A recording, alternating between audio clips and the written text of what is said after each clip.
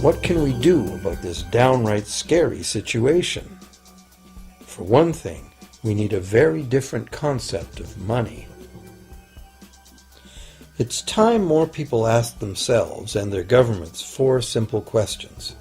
Around the world, governments borrow money at interest from private banks. Government debt is a major component of total debt, and servicing that debt takes a big chunk of our taxes. Now we know that banks simply create the money they lend, and that governments have given them permission to do this. So the first question is, why do governments choose to borrow money from private banks at interest when government could create all the interest-free money it needs itself? And the second big question is, why create money as debt at all?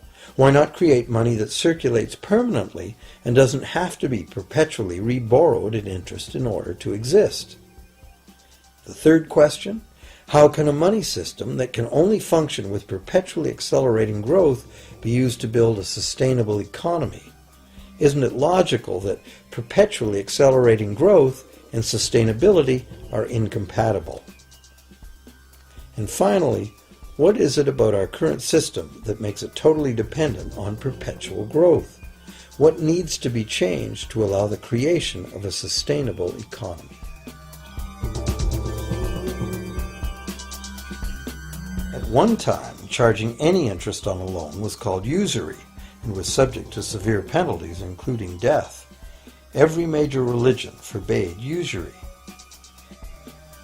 Most of the arguments made against the practice were moral.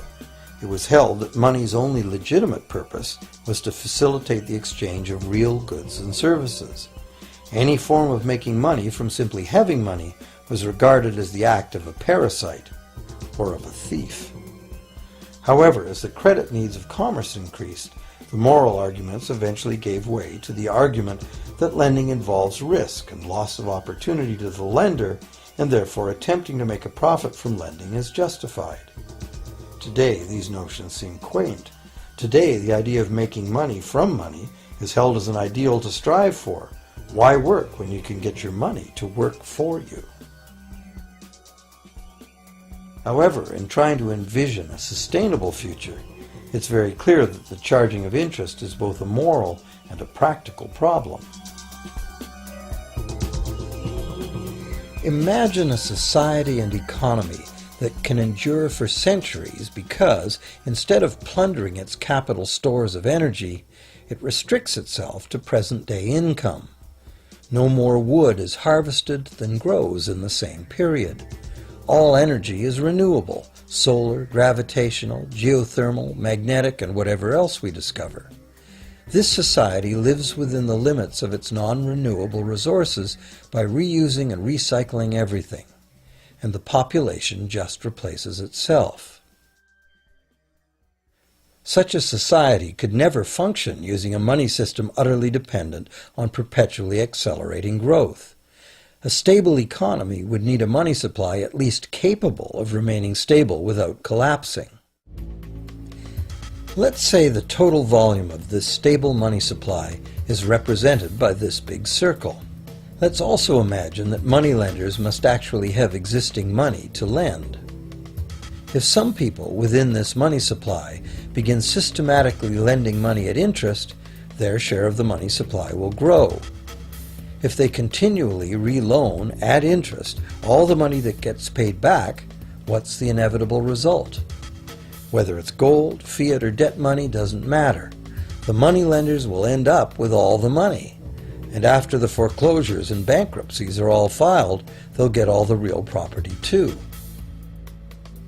Only if the proceeds of lending at interest were evenly distributed among the population would this central problem be solved.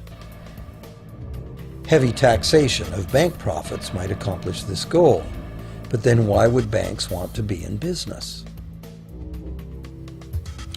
If we were ever able to free ourselves of the current situation, we could imagine banking run as a non-profit service to society, dispersing its interest earnings as a universal citizen dividend, or lending without charging interest at all.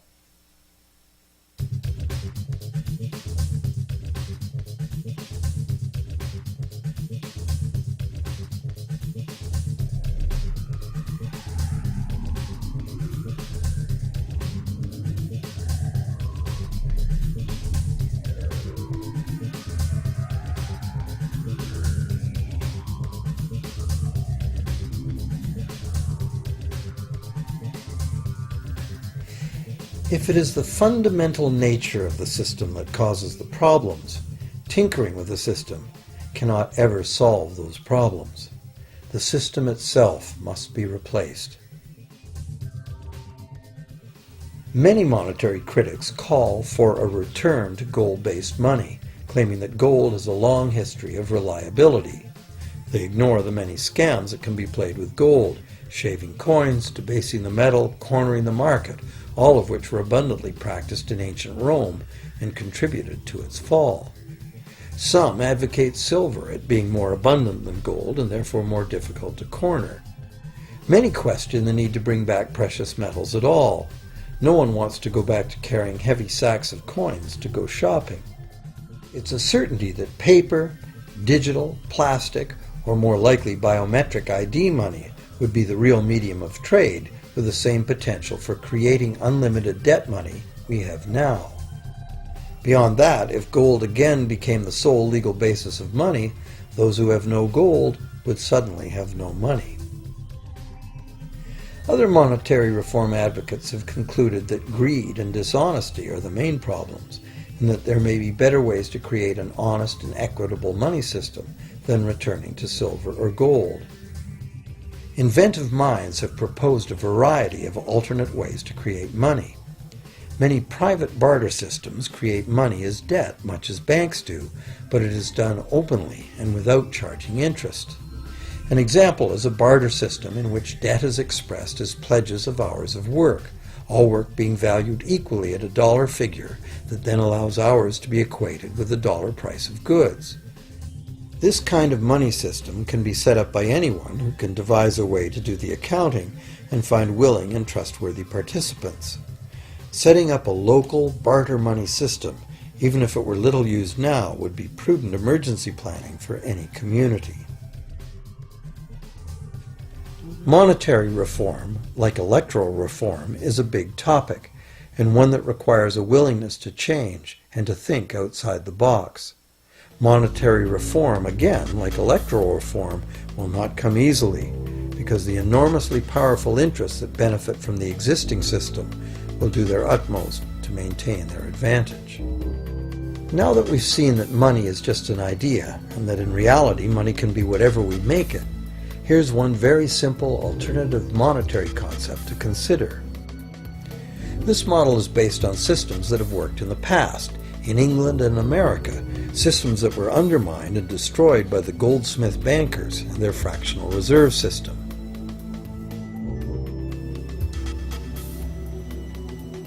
To create an economy based on permanent interest-free money, money could simply be created and spent into the economy by the government, preferably on long-lasting infrastructure that facilitates the economy, such as roads, railroads, bridges, harbors, and public markets.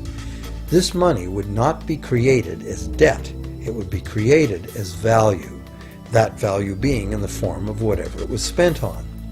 If this new money facilitated a proportional increase in trade requiring its use, it would cause no inflation whatsoever.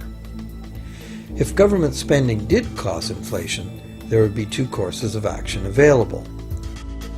Inflation is equivalent in effect to a flat tax on money. Whether the money goes down in value 20% or the government takes 20% of our money away from us, the effect on our buying power is the same.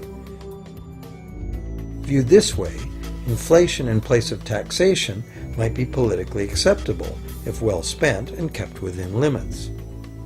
Or government could choose to counter inflation by collecting tax monies that it then takes out of use, thus reducing the money supply and restoring its value. To control deflation, which is the phenomenon of falling wages and prices, the government would simply spend more money into existence.